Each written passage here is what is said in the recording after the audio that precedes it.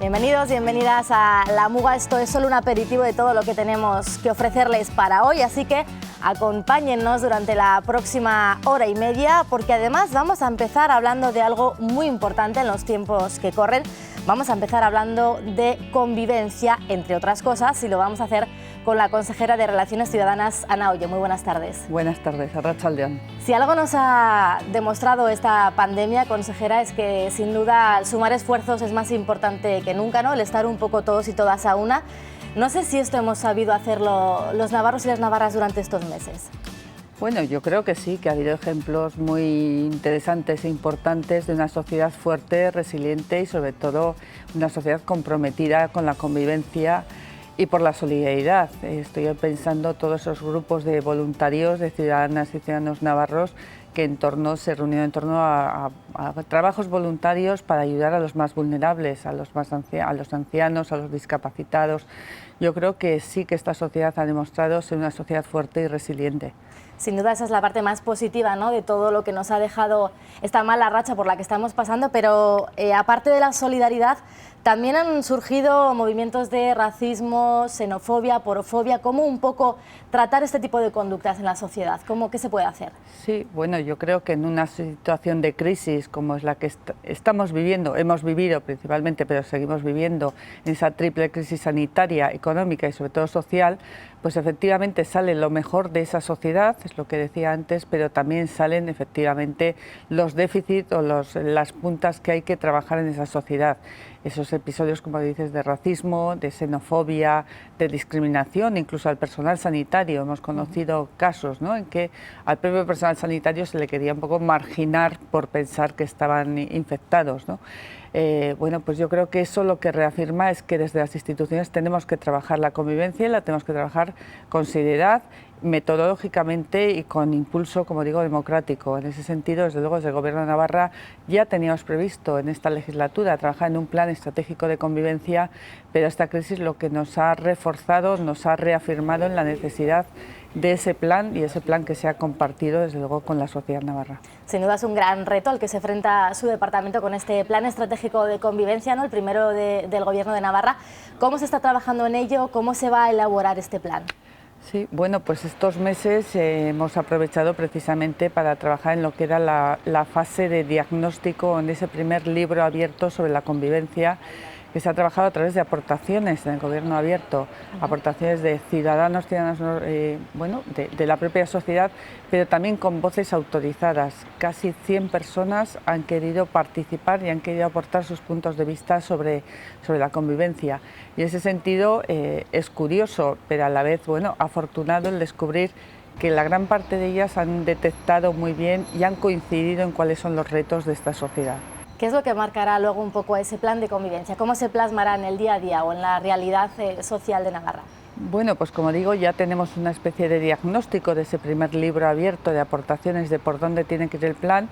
En los próximos meses, comenzando por septiembre, se van a constituir distintas mesas, tanto con partidos políticos como con entidades locales, como mesas sectoriales en torno a temas ya concretos, más específicos de ese plan, y esas mesas bueno, irán mostrando un trabajo con sus aportaciones, irá configurándose ese plan, que la idea sería que a finales de junio del año 2021 fuera aprobado entre junio y septiembre por el Gobierno de Navarra, y evidentemente, como todo buen plan, tiene que tener acciones, tiene que tener presupuesto, tiene que tener metodología y tiene que tener indicadores y también una evaluación del mismo.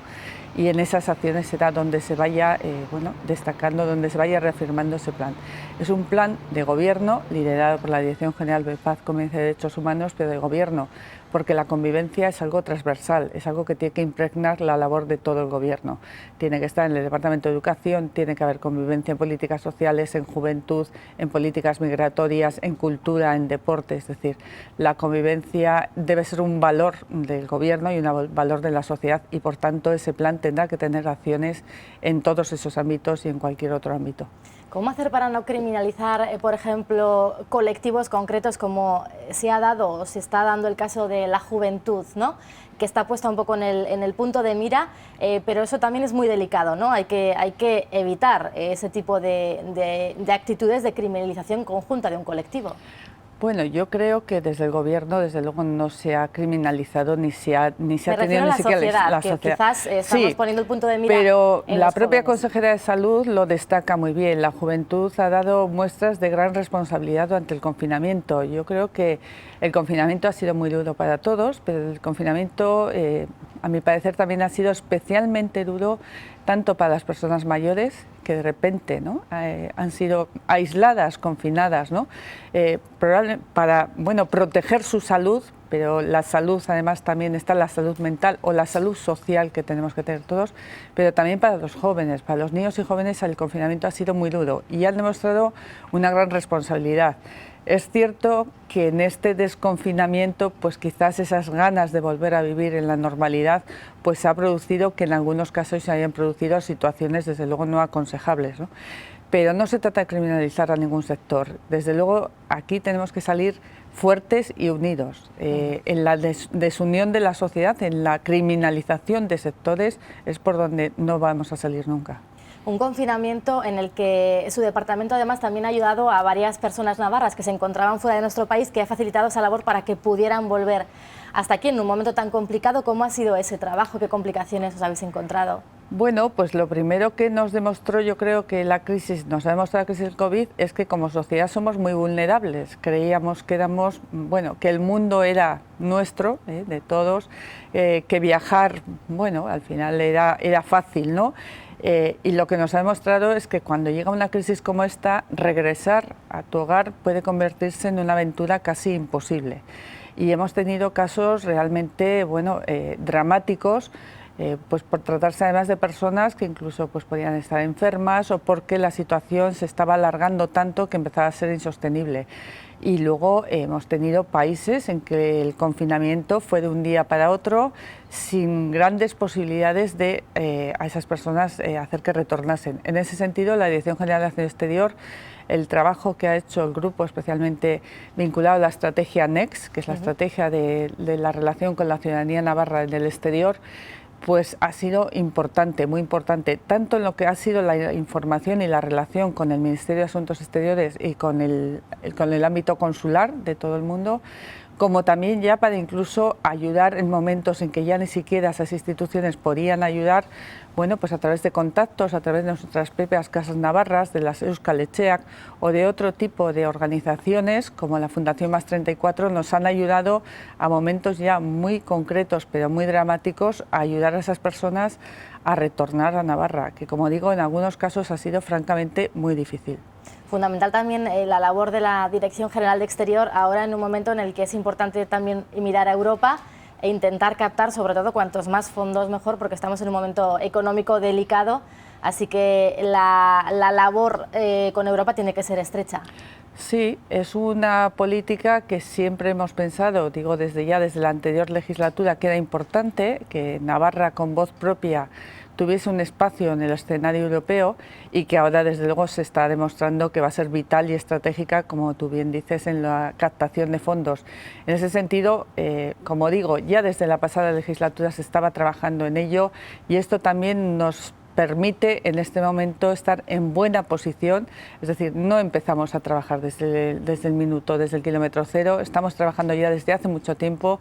Navarra ya fue región emprendedora, obtuvo el premio de región emprendedora el pasado año por la Comisión Europea, es decir, Navarra ya tiene una voz propia en Europa y ahora desde luego tenemos que reforzar, como bien dices, porque la captación de fondos que puede venir tanto en el plan de recuperación como en el marco financiero 2021-2027 de la Unión Europea, pues desde luego va a ser vital para cómo salgamos de esta crisis.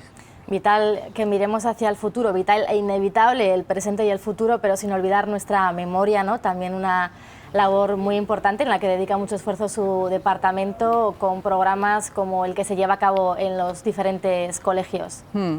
Bueno, nosotros decimos que la memoria no es una cuestión de pasado o solo de pasado, sino de presente y de futuro. Y precisamente para que esa memoria no vuelva a ser la desmemoria en la que hemos crecido muchas generaciones, es importante ese impulso a través de las escuelas de memoria por la paz y la convivencia.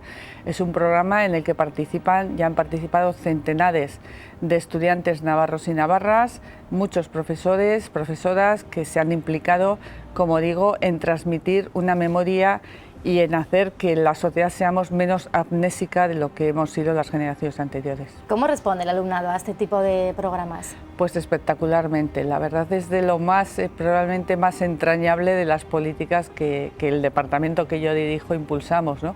Cuando llegas, por ejemplo, a la exhumación de una fosa y hay un grupo, se ha convocado un grupo de estudiantes, ¿no? Habitualmente de secundaria, de bachiller, de formación profesional en esos años, y cuando ellos mismos descubren, ¿no?, esa violencia irracional que ahí sale, ¿no?, con esos restos de esas personas fusiladas, cuando en muchos casos lo que dicen es este no tendría más de 18 o 19 años y se ven a sus hermanos, hermanas mayores o incluso a ellos mismos, pues desde luego primero el interés, primero el asombro y la estupefacción de por qué se produjo eso, pero luego el interés. Y luego además cuando vuelven a sus casas, a sus hogares, despiertan también con sus aitonas, amonas, sus abuelos, abuelas, también piden respuestas, piden preguntas y genera desde luego un diálogo, una conversación muy interesante y, como digo, desde luego muy emotiva. Creo que desde luego el programa Escuelas con Memoria es quizás de los programas más emotivos, más emocionales, pero también más importantes para crear a ciudadanos, ciudadanas y navarros del futuro, en ese futuro que nosotros creemos, ese futuro basado en la memoria y la deslegitimación de la violencia. Y en la igualdad, ¿no?, de derechos para toda la ciudadanía. ¿Cómo se ha propuesto su departamento impulsar la política lingüística? Bueno, la política lingüística, yo siempre digo que las lenguas suman. Nunca pueden restar, es decir, y nunca pueden servir para la confrontación. En ese sentido, en Navarra tenemos dos lenguas, una lengua que se habla en todo el territorio y una lengua que se habla en unas partes del territorio con mayor intensidad que en otras. Pero yo creo que el euskera hay que verlo como un valor propio de Navarra, tanto para los euskaldunes como para los que no son euskaldunes. Y en ese sentido, las lenguas tienen que ser un elemento de convivencia dentro de esa diversidad. Somos una sociedad diversa, también lingüísticamente, porque además no solo se habla castellano y euskera. En cualquier encuesta se va viendo cómo hay una parte de la población navarra, minoritaria, pero que habla otras lenguas, que habla árabe, que habla otro tipo de ruso, que habla inglés o que habla francés. Bueno, ¿por qué no convivir en esa diversidad también, como en otro el resto de diversidades de las que somos esta sociedad? ¿Y cómo conseguir que las lenguas nos unen en vez de que nos separen, como pasa en algunas ocasiones? Bueno, pues yo creo que el propio acuerdo político apunta por donde tiene que ir, el separar un poco de ese discurso de debate partidista, no político, pero sí partidista o partidario en la confrontación de las lenguas. Como digo, las lenguas no pueden servir para confrontar, no pueden servir al revés, nos tienen que enriquecer. Cuando sales a Europa muchas veces se sorprende el debate aquí a veces fratricida que hay entre las lenguas propias de Navarra, entre el castellano y el euskera, porque en la mayor parte de Europa las lenguas las ven como un valor propio, un valor peculiar. En el propio plan Reactivar nosotros hemos querido impulsar también el euskera precisamente como un valor más de esa sociedad diversa navarra. Sin duda, la convivencia tan importante siempre y si cabe más todavía en estos tiempos en los que nos ha tocado vivir esta nueva normalidad, como la llaman. Ana Oyo, consejera de Relaciones Ciudadanas, gracias por haber estado en La Muga. Muchas gracias a vosotras. Buenas tardes, qué ricasco.